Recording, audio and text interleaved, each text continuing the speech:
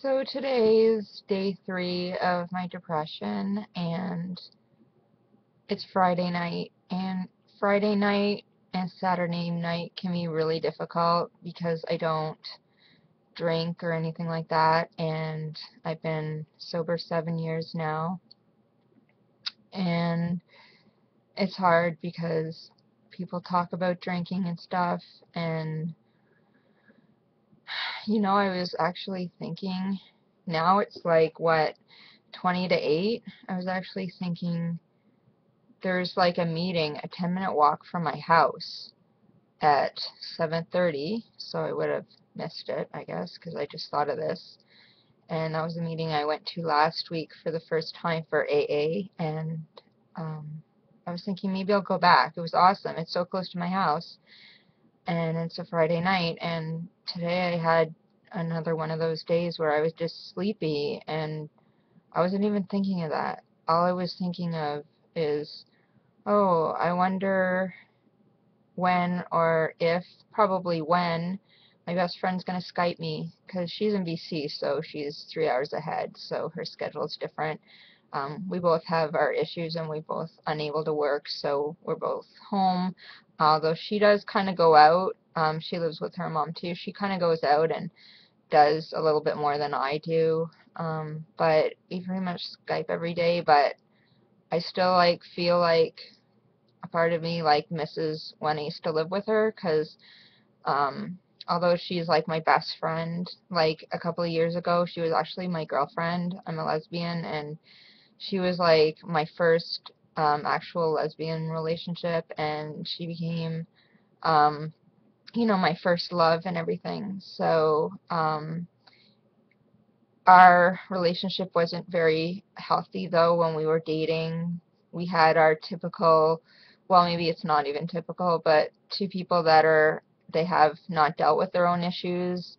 I have not yet to deal with all my issues. I still feel jealous. I still feel depressed. I still feel anxious. I've definitely not dealt with my issues, and um, we basically clashed a lot when we were dating, but after 7 months of moving out of her house, I moved back as her friend, and that was amazing. I could tell that she had a lot of resentments and stuff like that, and she probably wanted to date, or she was mad because, I was a bit abusive. I would yell at her, I threw pillows at her, I would scream at her, and I didn't think that was right at the time, but I did go through a period where I had a lot of rage in me since I could talk, according to my mom.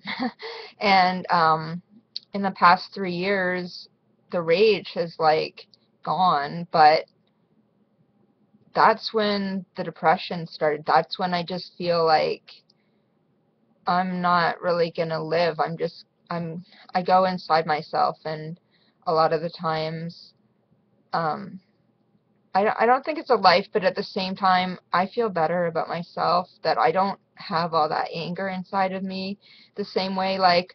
I'm a judgmental person, and I I know that's so wrong, but it's so hard for me. According to Melody Beattie's codependency book, her first one, Codependent No More, I'm a drama addict.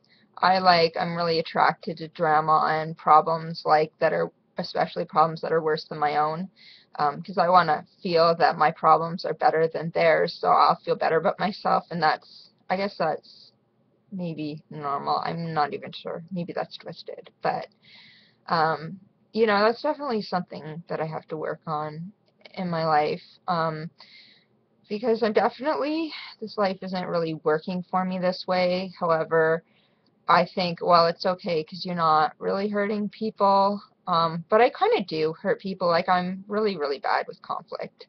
A lot of times I'll let people go, and I won't really give people much of an explanation. I just feel like there's an end sometimes, and that is a choice. If, I have less friends, that is my choice a lot of times. Um, I, I'm not really in a position now where I can put a lot of effort into being a good friend. Um, And I mean, it's hard, but when I'm tired like this, like I don't really care. I did talk to my best friend, and that was awesome. I think I was fooling her mom on Skype because she would leave the room, my friend would leave the room, and her mom would call to her friend and I'd answer. I don't know if her mom picked up that it wasn't her, but I do kind of like to have fun sometimes, and I can always have fun. It doesn't matter, like in periods like now when I'm depressed. I could still laugh about things, just funny things like even autocorrect will make me laugh, silly things like that, or I don't know, it's just hard.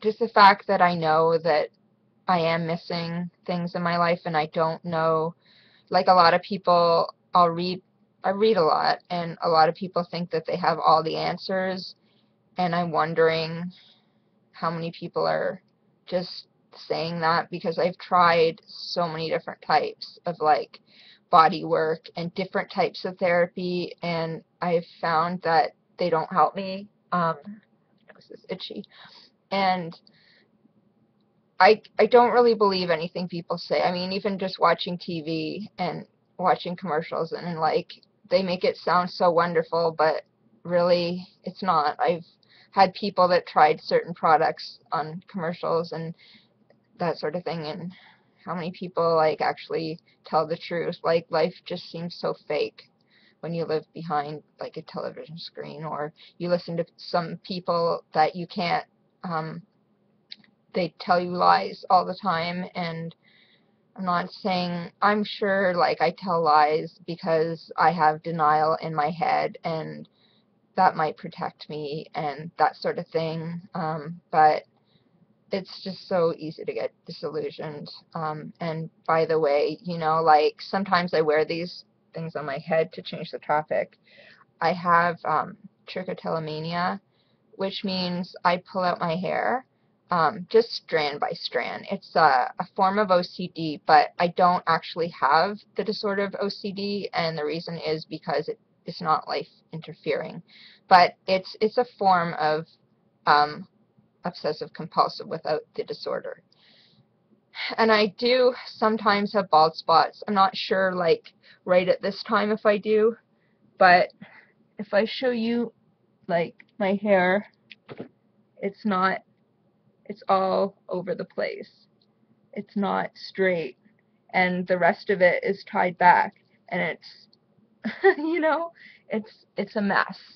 So that's why I have a lot of things in my hair a lot of the times, even though I'm just around the house and stuff like that. Um, and I just do that. When I'm watching TV, it's not like I go to the bathroom and I have to hide from people. I usually do it when there's no one around anyway, but sometimes I don't actually know that I'm pulling out my hair. So I just wanted to tell you all about that. And tonight I'm just going to rest. I'm going to watch TV. I'm wide awake, and I'm annoyed by that because I get to feel more, and I still feel crappy. And just being asleep, like in and out of sleep today, only knowing like how long you slept because it's the next show already on television, it's ridiculous. But it felt so cozy. And now being awake and knowing that I don't really want to socialize even online, it it makes me feel like, why can't I be asleep for like my whole life? But I'm sober and I'm dedicated to this lifestyle, and I'm just hoping that there will be something in my life that will turn around for me, that I will find something that works in my life. And until it does, I'm gonna be on disability, which I don't want to be, but I can't make a commitment. I can't control this. Unfortunately, the doctors don't seem to want to do much at all. Um, Kind of sucks, but I'm okay. I mean, I have a good life for somebody who is, on ODSP, and it's just kind of crazy, but I have my cats at least, and I have help, and it's all okay. It's all allowed. luckily they allow you to have gifts from parents and whoever, but who can do this? I mean, there's a lot of people that can't. I'm just grateful. I have a gratitude that things are good for me and I can get through this, and I know I can. I don't have those urges like some people do that are suicidal. No, I just feel tired and depressed, and I'm really, really grateful, though. Really.